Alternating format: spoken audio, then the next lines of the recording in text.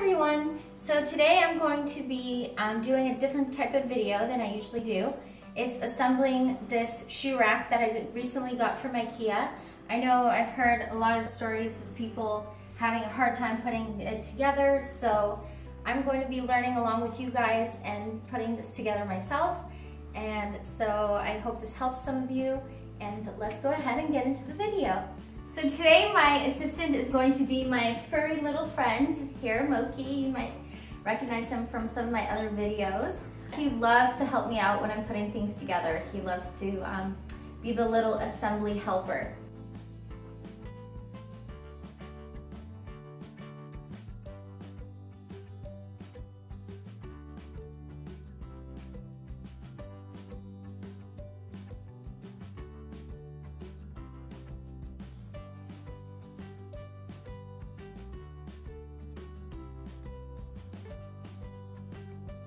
So these are the contents of box number 1. The shoe rack comes with 2 different boxes.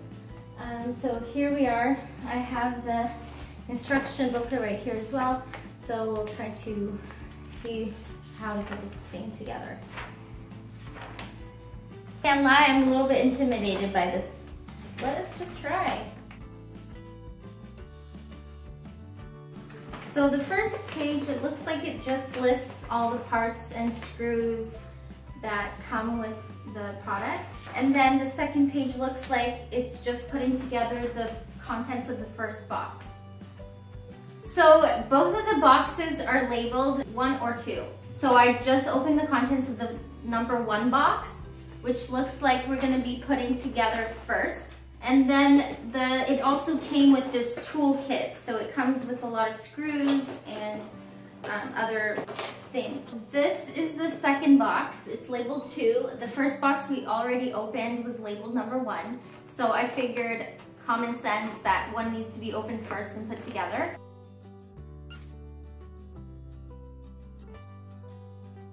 So I'm going to be starting this with absolutely no tools of my own. So we'll see if everything we need to put this stuff together, IKEA included into the box. So it looks like we need a hammer, a flathead screwdriver, and an X screwdriver or Phillips screwdriver. So I'm gonna go get that now. These are the additional things I need to put this together that didn't come in the box. So just to let you guys know.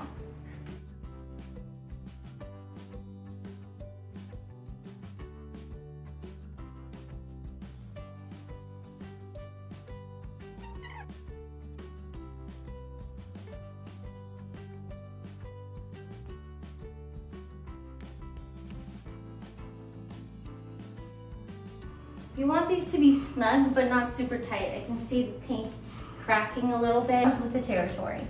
No offense, IKEA. You get what you pay for.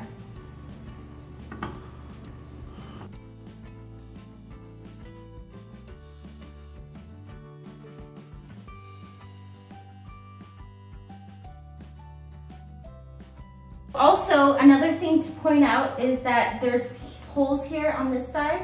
So you want these holes to be facing each other. There's no holes here. So you want this no hole section to be on the outside. And then here again are the holes on this leg, no holes on this outside. So it looks like from the instructions that Moki is ever so nicely covering. The holes, most of the holes of the board are on this side, which is on the inside. Similarly, we had the legs holes on the inside part. So this and this line up together, it looks like. So there's these holes here that I would like to align on top of these screws.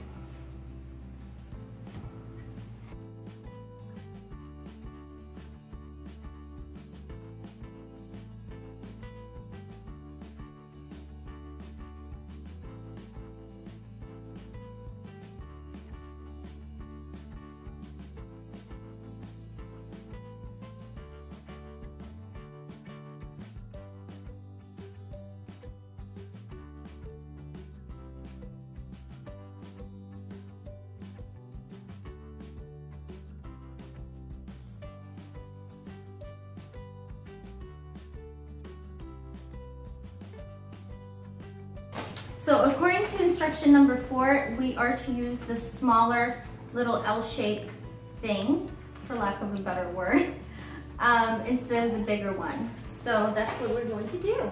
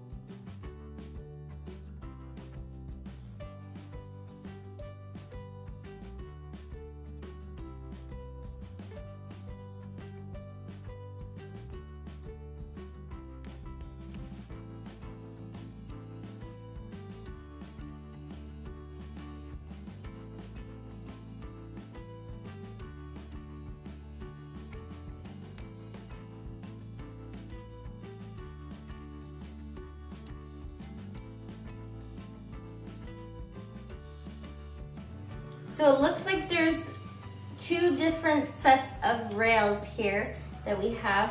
There's ones that are more straight with two wheels at the end, and then there's ones that have more of a turn on them with wheels at the end. It's kind of confusing when you look at the picture. It took me some time to figure it out, but. So it looks like this one, the flat, straight one, is going to go onto, if the leg is that way, we're going to put this over here on the second set of holes. So not the very bottom, or not the very top, but just underneath.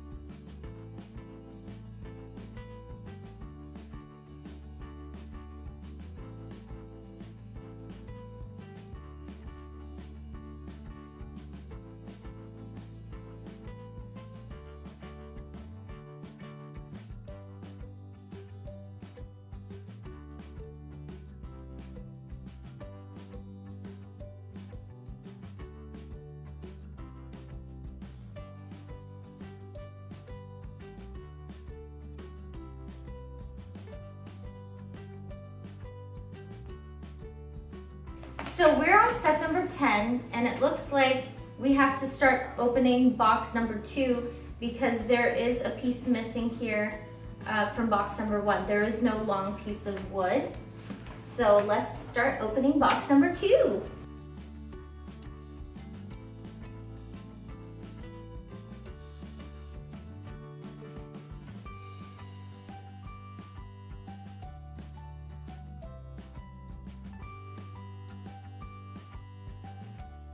So after looking at the instruction booklet, it looks like these can be our only parts that we need to consider next. It looks like this is the only long piece of wood with a hole on the side as well as on this side.